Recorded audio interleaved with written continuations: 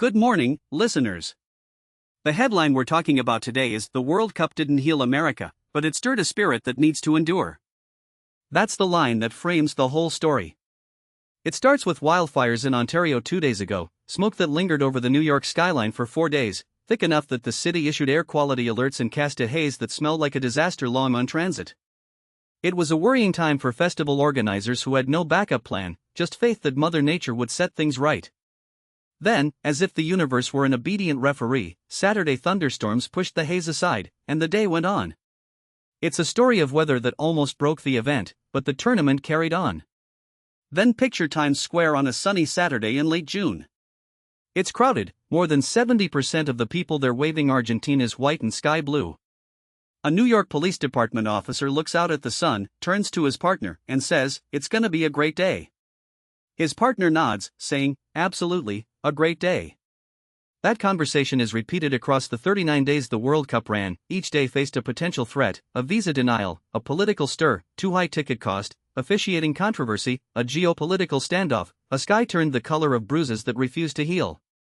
The tournament pushed ahead anyway, proving that the problems never ran the game stayed the game.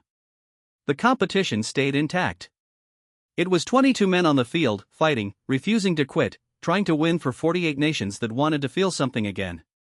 Something that technology can't fake.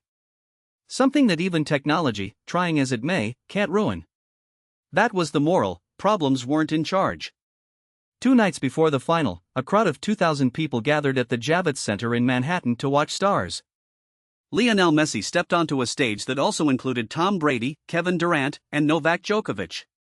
When Messi was introduced, applause filled the room. A silence of fans raising phones was heard. He smiled, waved, and soon roared with an audience. "Hello, guys," he said, letting the roar wash over him.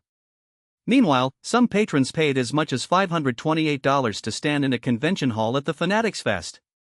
Later that night, Brady asked Messi about a photo that went viral that week, an old image of him bathing an infant who grew up to be a prodigy named Lamine Yamal, a 19-year-old from Spain who stood across the front of the stadium. That was the very image that, like the tournament itself, reminded people that even a soccer legend can come from a humble beginning. That same image was a reminder that the spectacle of the World Cup can also illuminate the ordinary, and the suspense.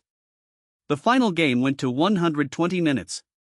Spain pulled a 1-0 win over Argentina, breaking Argentina's streak that had run for a record 775 days of their great golden. That halftime moment in that game, the one that broke the spell for 39 days, that's the main line of the story. Yet that ringing footstep echoes were just part of it. It wasn't just a victory that mattered.